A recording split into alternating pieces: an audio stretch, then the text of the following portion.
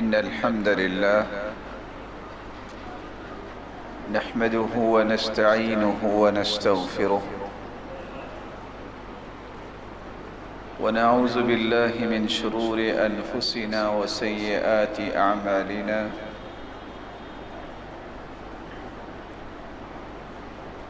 من يهده الله فلا مضل له ومن يضلل فلا هادي له وأشهد أن لا إله إلا الله وحده لا شريك له وأن محمدًا عبده ورسوله يا أيها الذين آمنوا اتقوا الله حق تقاته ولا تموتن إلا وأنتم مسلمون يا أيها الناس اتقوا ربكم الذي خلقكم من نفس واحدة وخلق منها زوجها وبث منهما رجالا كثيرا ونساء واتقوا الله الذي تساءلون به والأرحام إن الله كان عليكم رقيبا يا أيها الذين آمنوا اتقوا الله وقولوا قولا سديدا يصلح لكم أعمالكم ويغفر لكم ذنوبكم ومن يطع الله ورسوله فقد فاز فوزا عظيما أما بعد فأعوذ بالله من الشيطان الرجيم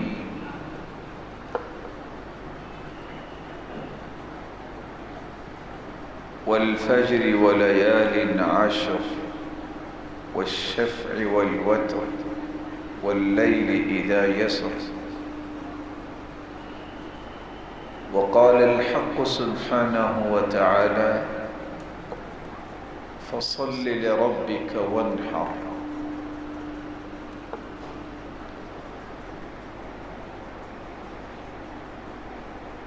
اللہ ذوالجلال ہم سب کے خالق اور مالک اور رازق ہیں۔ اس ذات کا بے پناہ احسان ہے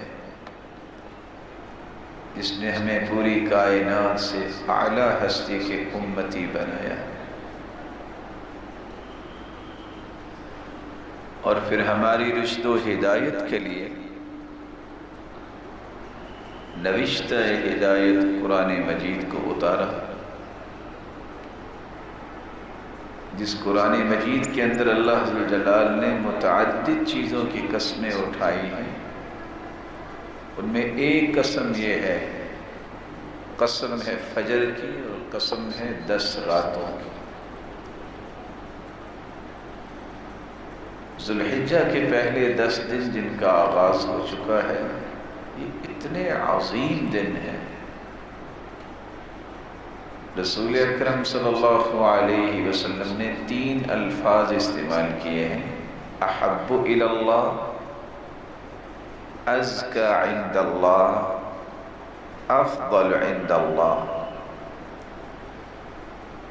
پورے سال میں جو آپ عمل کرتے ہیں اس کے مقابلے میں ان 10 دنوں میں کیا گیا عمل اللہ کے ہاں سب سے محبوب بھی ہوتا ہے، افضل بھی ہوتا ہے اور پاکیزہ بھی ہوتا ہے، سوائے اس کے کہ کوئی شخص جان اور مال اللہ کی راہ میں لے کے نکلے وَلَمْ يَرْجِعْ مِنْ ذَلِكَ بِشَيْءٍ، شہید بھی ہو جائے اور مال بھی اللہ کی راہ میں سارا لوٹا دے، وہ عمل افضل ہو سکتا ہے ان ایام میں جو عمل انسان کرتا ہے۔ لوگ یہ تو جانتے ہیں کہ رمضان المبارک میں بڑی نیکی ملتی ہے، یہ یاد رہنا چاہیے 2 رکعتیں اگر آپ رمضان کے آخری عشرے میں پڑھتے ہیں اور 2 رکعتیں اس عشرے میں پڑھتے ہیں جو ذوالحجہ کے پہلے 10 دن ہیں، تو کون سی 2 رکعتیں افضل ہوں گی؟ جو ان 10 دنوں میں آپ نے پڑھی۔ لوگ یہ تو کہتے ہیں کہ رمضان میں صدقہ جو ہے بڑا افضل ہے، ایک صدقہ آپ نے رمضان المبارک میں کیا، اتنا ہی صدقہ آپ نے ان 10 دنوں میں کیا، تو کون سا صدقہ افضل ہوگا؟ جو ان 10 دنوں میں کیا جائے، کیونکہ حدیث کے الفاظ ہیں افضل ایام الدنیا ایام العشر، اللہ نے جتنے بھی دن بنائے ہیں ان سب دنوں میں افضل دن جو ہیں یہ پہلے 10 دن ہیں۔ اب سوچنے کی بات ہے، لیلۃ القدر بھی ہے رمضان میں، تو فیصلہ کیا ہوگا؟ امام ابن تیمیہ رحمہ اللہ فرمایا کرتے تھے راتوں کے اعتبار سے رمضان کی آخری 10 راتیں افضل ہیں پورے سال سے، اور دنوں کے اعتبار سے یہ دن افضل ہیں جو ذوالحجہ کے پہلے 10 دن۔ جب یہ مبارک دن شروع ہو جائیں تو کثرت سے لا الہ الا اللہ، الحمدللہ، اللہ اکبر، یعنی تکبیریں پڑھنی چاہیے، صدقہ کیجیے، کثرت سے نوافل پڑھیے، قرآن مجید کی تلاوت کیجیے، کم از کم عید سے پہلے قرآن ختم ہونا چاہیے۔ خیر خواہی کے کتنے ایسے کام ہیں جو آپ ان 10 دنوں میں کر سکتے ہیں، کسی کا قرض اتاریے، کسی کا علاج کروائیے، کسی کو خوشی مہیا کیجیے، کسی کی مصیبت کو دور کیجیے۔ 9 تاریخ جب آئے گی 9 ذی الحجہ، تو آپ ویسے تو کتنا اچھا ہے کہ پہلی تاریخ سے 9 تک کا روزہ رکھے، اگر ہمت نہیں باندھ رہے تو 9 کا روزہ جو رکھے گا، اللہ عز و جلال کے پیغمبر کا فرمان ہے 2 سال کے گناہ اس کے معاف کر دیے جاتے ہیں۔ 10 تاریخ کو جو شخص حج پہ چلا گیا وہ تو اللہ عز و جلال اس کے حج کو شرف قبولیت سے نواز دے، لیکن جو حج پہ نہیں گیا شریعت نے اس سے بھی محروم نہیں رکھا کہ وہ کڑتا ہی رہے، وہ سوچتا ہی رہے کہ میں کیوں نہیں گیا۔ حدیث کے الفاظ ہیں باوضو ہو کر جو شخص اللہ کے گھر میں آ جاتا ہے، اللہ عز و جلال کی عبادت کرتا ہے، اور پھر جب وہ واپس گھر جاتا ہے فَأَجْرُهُ كَأَجْرِ الْحَاجِّ الْمُحْرِمِ، اللہ اسے اجر اتنا ہی دیتے ہیں جتنا حاجی حج کر کے گھر واپس آئے۔ آپ اگر حج پہ نہیں جا سکے تو آپ حج کا ثواب لے سکتے ہیں۔ اس کا دوسرا طریقہ یہ ہے آپ یہ نیت کر کے گھر سے نکلیں کہ میں نے مسجد میں جانا ہے، لا يريد الا ان يتعلم خيرا او يعلمه، میں نے کوئی دین کی بات سیکھنی ہے یا سکھانی ہے۔ جب اس نیت سے آپ گھر سے نکل کے اللہ کے گھر میں مسجد میں آ جاتے ہیں تو واپسی پہ آپ گھر بعد میں پہنچتے ہیں، نامہ اعمال میں حج کا اجر و ثواب لکھا جا چکا۔ اللہ تعالیٰ کے اس فیصلے کو پسند کیجئے کہ آپ حج پہ نہیں گئے تو اللہ آئندہ لے جائے گا۔ ایک تیسرا طریقہ اختیار کر لیں، آپ کو حج عمرے کا ثواب مل جائے گا۔ فجر کی نماز باجماعت پڑھیں، بیٹھ کے اللہ کا ذکر کریں حتی تطلع الشمس، یہاں تک کہ سورج نکل آئے، ثم صلی رکعتین، پھر اٹھ کے 2 رکعتیں پڑھ لیں، اللہ حج عمرے کا ثواب دے دے۔ تو اللہ تعالیٰ نے کسی کو محروم نہیں کیا۔ امیر وہاں جا کے حج کر لے، غریب کو اللہ یہاں دے دے گا حج کا اجر۔ رسول اکرم صلی اللہ علیہ وآلہ وسلم نے صحابہ کرام کو ایک چوتھا کام میں بتایا تھا۔ ان کے سوال کے جواب میں ہی جب صحابہ کہنے لگے کہ اللہ کے رسول، کچھ ہمارے بھائی بڑے مالدار ہیں، وہ حج بھی کرتے ہیں، عمرے بھی کرتے ہیں، صدقہ بھی کرتے ہیں، جہاد بھی کرتے ہیں، 4 کام، کیونکہ مال ہے ہم چاروں کام نہیں کر سکتے۔ کہا میں تمہیں بتا دوں کہ اتنے کام جو کرتے ہیں تم ایک کام کر لو ان سب کے برابر اجر مل جائے گا۔ کہا اللہ کے رسول کیوں نہیں؟ کہا جب نماز پڑھ لو نا تو نماز کے بعد 33 مرتبہ سبحان اللہ، 33 مرتبہ الحمدللہ، 34 مرتبہ اللہ اکبر کہہ دینا، ملے گا کیا؟ حج کا بھی ثواب مل جائے گا، عمرے کا بھی مل جائے گا، جہاد کا بھی اور صدقہ بھی، تم ان کے برابر ہو جاؤ۔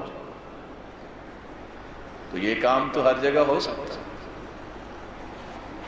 رسول اکرم صلی اللہ علیہ وآلہ وسلم نے ایک 35واں طریقہ بھی بیان کیا ہے، ان اللہ قد اوقع اجرہ علی قدر نیتہ۔ جابر بن عتیق روایت کرتے ہیں رسول مقبول صلی اللہ علیہ وسلم نے فرمایا، بندہ جب نیت کرتا ہے کہ میں نے حج کرنا ہے، اسباب میسر نہیں آئے، نیت کی بدولت ہی اللہ عز و جلال اس کے نامہ اعمال میں حج کا اجر و ثواب لکھوا دے۔ آپ حج پہ نہیں گئے تو قربانی جس طرح حاجی کرے گا 10 تاریخ کو، آپ اپنی 10 تاریخ کو قربانی کرے گا۔ یہ قربانی کتنا عظیم کام ہے، کتنی عظمت والا اور اجر و ثواب والا کام ہے۔ قرآن مجید میں اللہ فرماتے ہیں وَتَرَكْنَا عَلَيْهِ فِي الْآخِرِينَ۔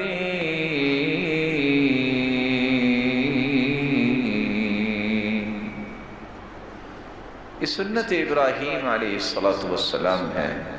اللہ نے باقی رہنے والی جتنی دنیا ہے ان کے بعد اس سنت کو، جو قربانی کی سنت ہے، اللہ نے جاری کر دی۔ یہ اللہ کے شعائر میں سے ہے، اور شعائر اللہ، اللہ کی نشانیوں، اللہ کے شعائر کی عظمت وہ سمجھتا ہے جس کے دل میں اللہ نے تقوی رکھا ہوتا ہے۔ عام دل تو اس کو سمجھتے ہی نہیں۔ وَمَن يُعَظِّمْ شَعَائِرَ اللَّهِ فَإِنَّهَا مِن تَقْوَى الْقُلُوبِ۔ جن کے دل اللہ کو پیارے لگتے ہیں، جن کے دلوں میں اللہ کا خوف ہوتا ہے، خشیت ہوتی ہے، تقوی ہوتا ہے، ان چیزوں کی عظمت سمجھتے ہی وہ ہیں۔ مجرم قسم کے لوگ، منافق قسم کے دل تو کہتے ہیں چھوڑو جی قربانی کیا کرنی ہے۔ وہ تو یہ بھی کہتے ہیں بیت اللہ کے ساتھ چکر لگانے ہیں، کسی فقیر کے گھر کا چکر لگا لو۔ تم نے قربانی پہ پیسے نعوذ باللہ ضائع کرنے ہیں، کسی بچی کی شادی کر دو۔ کیا رسول اکرم صلی اللہ علیہ وسلم کے دور میں فقیر نہیں تھے؟ کہ آپ نے حج سے روک کے یہ کام کروائے کہ یہ کام بھی کروائے اور حج بھی کروائے اور قربانیاں بھی کروائے۔ ایسے ہی لبرل لوگ جن کو دشمنی ہوتی ہے دین سے یا دین کے کاموں سے، ان کی زبانیں زہر اگلتی ہیں۔ یہ تو سب کو یاد آتا ہے کہ حج عمرے پہ پیسہ لگ رہا ہے، قربانیوں پہ نعوذ باللہ ضائع ہو رہا ہے۔ ٹائٹینک کو دیکھنے کے لیے کروڑوں روپے برباد کر کے جانیں خراب کرنے پہ آپ کو ترس آتا ہے آج؟ یہ نہیں شادیوں پہ لگ سکتے؟ اس سے غریبوں کا بھلا نہیں ہو سکتا تھا؟ صرف اپنے نام درج کروانے کے لیے گین بک میں تو اس طرح کے پنگے لینا، اس سے نیکیاں نہیں ہو سکتی تھی؟ کتنے ارب روپیہ ضائع ہوگا؟ کیا صرف اسلام نے جو حکم دیا اس کی ہی دشمنی مقصود ہے؟ اللہ ذوالجلال ہمیں صراط مستقیم عطا فرمائے۔ اللہ تیرا شکر ہے تو نے ہمیں اسلام کی نعمت دی، اللہ ہمیں اس پہ مطمئن رکھا ہے اور اطمینان نصیب فرما، اس سے بڑی کوئی عظمت نہیں۔ قربانی کرنے کی تیسری فضیلت یہ ہے، یہ اللہ کا حکم ہے، فَصَلِّ لِرَبِّكَ وَانْحَرْ، میرے محبوب نماز بھی پڑھو اور قربانی بھی کرو۔ رسول اکرم صلی اللہ علیہ وسلم نے تو مسلمانوں کا شعار اسے بنایا ہے، مسلمان ہی وہ ہوتا ہے جو دل کی خوشی سے قربانی کرتا ہے۔ یا ایھا الناس ان علی اہل کل بیت فی کل عام اضحیہ، اے لوگو ہر سال ہر گھر پر قربانی ہے، یہ سنت ہے رسول اللہ صلی اللہ علیہ وسلم۔ اس لیے رسول اللہ صلی اللہ علیہ وسلم نے فرمایا چونکہ 10 تاریخ کو قربانی ہوتی ہے، اس لیے سب سے عظمت والے دنوں میں سے ایک دن یہ بھی ہے، ان اعظم الایام عند اللہ تبارک وتعالی یوم النحر ثم یوم القر، عظمت والے دنوں میں سب سے عظمت والا دن 10 ذی الحجہ کا دن ہے، پھر یوم القر جس کو ہم عید کا دوسرا دن بولتے ہیں، کیونکہ اس میں خون بہایا جاتا ہے، اللہ کی رضا کے لیے ایک جان پیش کی جاتی ہے، اللہ کی رضا کے لیے۔ گوشت تو انسان سارا سال ہی کھاتا ہے، لیکن رب کی رضا کے لیے بڑی پابندی کے ساتھ، بڑا خیال کر کے کہ ہم نے عید کے بعد ہی قربانی کرنی ہے اور ہم نے ایسا ایسا جانور کرنا ہے، یہ جو چیزوں کا خیال رکھ کے چھری چلاتا ہے اس کی شان ہی بڑی ہے۔ یہ گوشت کے لیے تو چھری چلانا ہی نہیں ہے، وہ تو کھانا ہی کھانا ہے۔ اصل بات یہ ہے اللہ کے حکم کی تعظیم، کہ اللہ عز و جلال کے پیغمبر نے بھی حکم دے دیا اور کر کے دیکھے۔ آپ صلی اللہ علیہ وسلم نے اس لیے اس کی فضیلت یوں بھی بیان کی، پوچھا حج کون سا افضل ہے؟ آپ نے فرمایا الحج والسج، الحج والسج، حج وہ افضل ہے جس میں اونچی آواز سے لبیک اللہم لبیک کہا جائے اور جس حج میں قربانی کی جائے، یہ فضیلت والا حج۔ اور آپ صلی اللہ علیہ وسلم نے اس لیے ناراضگی کا اظہار کیا اور فرمایا من کان له سعة فلم يضحِ فلا يقربن مصلانا، جس کے پاس وسعت ہے پھر بھی قربانی نہیں کرتا، اسے چاہیے کہ وہ عید پڑھنے بھی نہ آئے۔ اور دوسری روایت کے الفاظ من کان له مال فلم يضحِ فلا يقربن مصلانا، مال اس کے پاس موجود ہے لیکن پھر بھی قربانی نہیں کر رہا تو اسے چاہیے کہ وہ عیدگاہ میں نہ آئے۔ لوگ سوال کریں گے اور کرتے بھی ہیں بس یہ گنجائش تو نہیں ہے تو کیا قرض لے کے قربانی کر سکتے؟ اگر آپ اپنے بیٹے کی چھوٹی بڑی سنتوں پہ 2-2 لاکھ قرض لے سکتے ہیں تو قربانی میں قرض لینے میں حرج کیا ہے؟ ایک ایسی دعوت جس پہ آپ لوگوں کو بلاتے ہیں جو دعوت ہے ہی نہیں، جو فطرت ہے اس کو اختیار کرنے۔ اگر آپ اپنے رکھ رکھاؤ اسٹیٹس کو برقرار رکھنے کے لیے 10-10 لاکھ اپنی شادی پہ قرض اٹھا لیتے ہیں تو اس وقت آپ کو خیال نہیں آتا کہ یہ اتاریں گے کیسے؟ یہ صرف قربانی پہ ہی خیال آتا ہے۔ اگر آپ 10-10 لاکھ روپے ٹھنڈے علاقے میں دوستوں کے ساتھ جا کے ہوٹلنگ کر کے اور سیر و سیاحت میں لگا سکتے ہیں تو قربانی کرتے وقت آپ کو کیا مسئلہ بنتا ہے؟ یہ سوال دین پہ ہی کیوں اٹھتے ہیں؟ میرے اور آپ کے ذاتی شوق و ذوق پہ کیوں نہیں اٹھتے؟ کبھی یہ بھی انسان کو سوچ لینا چاہیے، جو اپنے بیلی متر اور سجنوں کے لیے لاکھوں روپے کھانے پہ خرچ کر سکتا ہے وہ 1 لاکھ روپے کی قربانی بھی کر سکتا ہے۔ اس قربانی کی حکمت کیا ہے؟ مقاصد کیا ہے؟ ہم نے یہ شاید سمجھ رکھا ہے کہ بس اکٹھا گوشت مل جاتا ہے تو زیادہ سے زیادہ کھا لیں گے. یہ قربانی کی حکمت نہیں ہے. اس کی حکمت کی وضاحت کچھ یوں ہے. سب سے پہلی حکمت یہ ہے کہ اللہ عز و جلال آپ کو اپنے قریب کرنا چاہتا ہے. اگر آپ کو اللہ کا تقرب چاہیے، اللہ کے محبوب بننا ہے، آپ کو تقوی چاہیے، تو قربانی کریں. اس لیے اللہ عز و جلال فرماتے ہیں لَن يَنَالَ اللَّهَ لُحُومُهَا وَلَا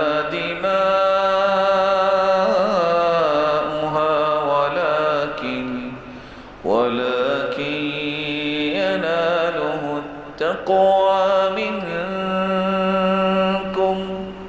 یہ گوشت اور خون تو اللہ کو نہیں پہنچتی، اللہ کو تو تمہارے دل کا تقوی پہنچتا ہے.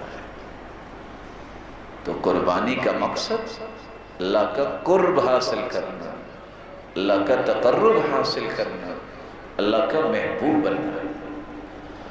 قربانی کا ایک دوسرا مقصد بھی ہے، معاشرے کے اندر ایثار اور قربانی کے جذبے کو فروغ دینا اور اس جذبے کو عام کرنا ہے.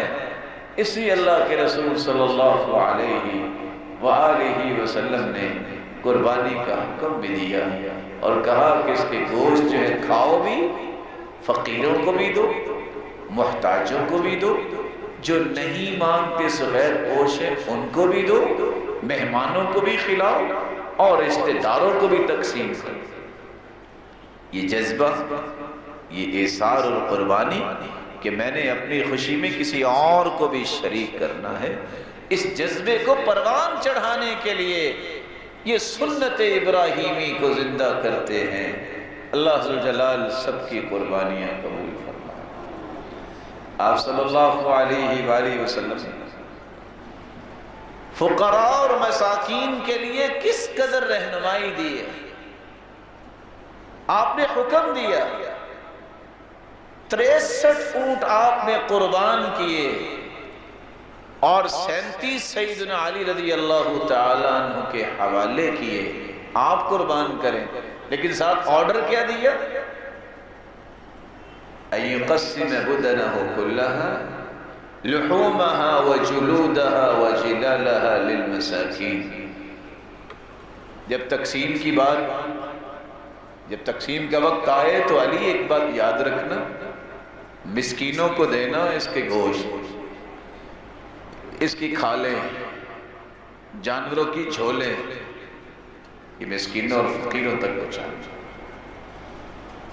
معاشرے کے اس نچلے طبقے کو خوشی میں شریک کرنا اور ان کے گھروں میں خوشیاں بھجوانا اور ان کو یہ احساس دلانا کہ اللہ عز و جلال نے آپ کو محروم نہیں رکھا.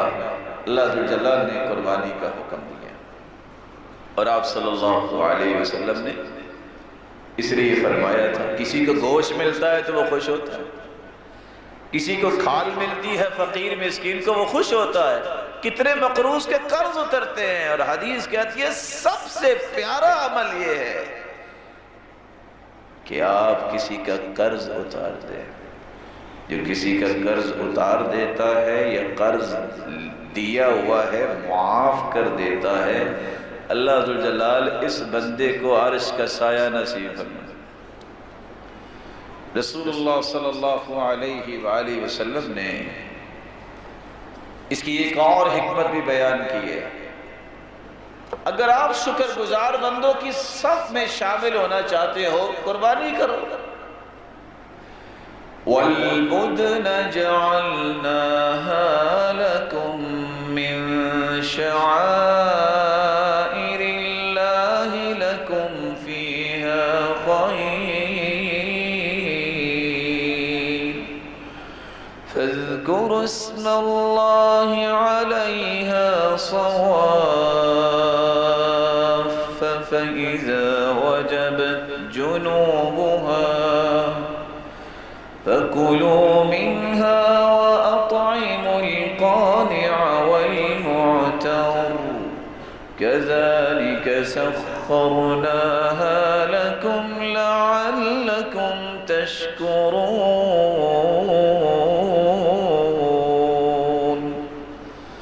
یہ قربانیاں آپ کے لیے مسخر کر دیں. آپ گوشت بھی کھاتے ہیں، اس سے پہلے سواریاں بھی کرتے ہیں، آپ اپنی من مرضی سے اس کو تقسیم بھی کرتے ہیں. یہ ساری نعمت اللہ نے دی کیوں ہیں؟ تم شکر گزار بنو. اللہ عز و جلال نے شکر گزاری کا ایک بہترین موقع دیا. اسی قربانی کرنے والے کی کچھ ذمہ داریاں ہیں. پہلی ذمہ داری یہ ہے وہ اللہ کی رضا کے لیے قربانی کرے. لوگوں کے طعنوں سے بچتے ہوئے نہیں، اپنا سٹیٹس اور مورال بلند کرنے کے لیے نہیں، صرف اللہ کی رضا کی نیت کرے. کیونکہ اللہ ذو الجلال فرماتے ہیں قُلْ إِنَّ صَلَاتِي وَنُسُكِي وَمَحْيَايَ وَمَمَاتِي لِلَّهِ رَبِّ الْعَالَمِينَ. میری زندگی اور موت، میری عبادت اور میری قربانی کس کے لیے ہے؟ اگر اللہ کے لیے ہے تو کسی کو خوش کرنا مقصود نہیں ہے. کتنے لوگ کہیں گے چھوڑو یار یہ لو، اور تم چودھری آدمی ہو، تمہیں کم از کم 2 لاکھ کی قربانی لینی چاہیے. اپنی استطاعت کے مطابق قربانی لو. اس کو نہ دیکھو جو طعنہ دے رہا ہے، دیکھو میں خوشی کے ساتھ اپنے رب کی رضا کے لیے قربانی کرنا چاہیے. دوسری ذمہ داری یہ ہے، رسول اللہ صلی اللہ علیہ وسلم نے جو اعلان کروایا تھا حج اکبر کے موقع پہ، جمعے کے دن رسول اللہ صلی اللہ علیہ وآلہ وسلم، لوگ کہتے ہیں حج اکبر، ہر حج اکبر ہوتا ہے، حج اصغر عمرے کو کہتے ہیں. یہ بھول بھی ختم ہونی چاہیے. آپ نے یہ اعلان کروایا تھا ان اللہ بریء من المشرکین ورسولہ. ریاکاری نہیں، اللہ بھی بری ہے، اس کے رسول بھی شرک سے بری ہے. وہ شرک اکبر ہو یا شرک اصغر ہو، رب کی رضا کے لیے قربانی کریں اور شرک سے دور رہیں. من ذبح لغیر اللہ فقد اشرک، جو غیر اللہ کے نام پہ ذبح کرتا ہے، اس لیے حدیث کہتی ہے اس نے شرک کیا ہے. اگر آپ کسی کی رضامندی کو حاصل کرنے کے لیے، بندے بھی نیک ہیں، کہیں چلو یہ راضی ہو جائے قربانی کرتا ہوں، تو آپ نے بھی اللہ کی رضا کے لیے تو نہ کی. تو کیا آپ کو پسند ہے کہ مال بھی خرچ کرے پھر بھی مشرکوں کی صف میں رہے؟ ایسا نہیں ہونا چاہیے. رب کی رضا کے لیے قربانی کرنی چاہیے. یہ دوسری بات یاد رہنی چاہیے کہ قربانی کرتے وقت سنت کے مطابق قربانی کریں. ہمیں ہر وقت یہ سوچ ہوتی ہے کہ میرا گوشت گھر کتنے بجے آئے گا، میں سب سے پہلے قربانی کروں. اچھا پہلے کیا کھانا ہے، پلاننگ سے ہو رہی ہوتی ہے. اچھا 4 کلو آپ نے فریج پہ رکھ دیجئے گا، چلو اس کے بنائیں گے کباب. اور نہیں 2 کلو تو وڑیوں کے لیے ہونا چاہیے. اس کی یہ پلاننگ ہوتی نہیں ہے کہ میں نے قربانی کرنی کیسے. سنت طریقہ کیا ہے؟ قربانی خریدتے وقت، ذبح کرتے وقت، تقسیم کرتے وقت، یہ ساری چیزوں میں سنت کا خیال کریں. یہ تو بڑا خوش ہوتا ہے انسان کہ میں قربانی کر رہا ہوں. سنت تو یہ اللہ کے رسول نے فرمایا دم عفراء احب الی اللہ من دم سوداوی. آپ کالے رنگ کے 2 جانور کریں گے، اس کے مقابلے میں بالکل سفید رنگ کا 1 جانور کریں گے، وہ 2 سے افضل ہوگا. سنت کو زندہ کریں. اللہ کے رسول نے فرمایا یہ اللہ کے ہاں پاکیزہ بھی ہے، محبوب بھی ہے. اب عفراء کا معنی جو علماء نے کیا کیا، بالکل سفید سب سے افضل، یا بالکل سفید ہے 2-4 کالے نشان ہیں، 2-4 سرخ نشان ہیں، یا مٹیالہ کلر ہے.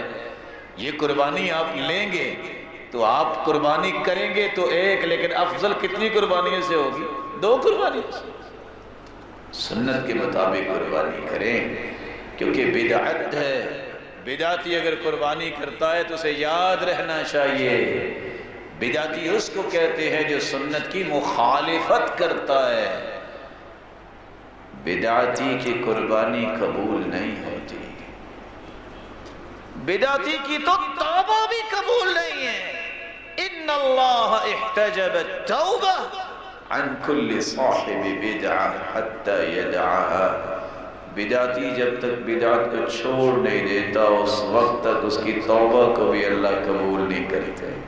اور حسن بصری کی روایت تو یہ بتاتی ہے لا يقبل الله حجا ولا عمرة ولا صلاة ولا صوما حتى يدع بدعته، جب تک بدعتی بدعت کو نہیں چھوڑتا نہ حج قبول، نہ عمرہ قبول، نہ نماز قبول، نہ روزہ قبول، بچا کیا وقت؟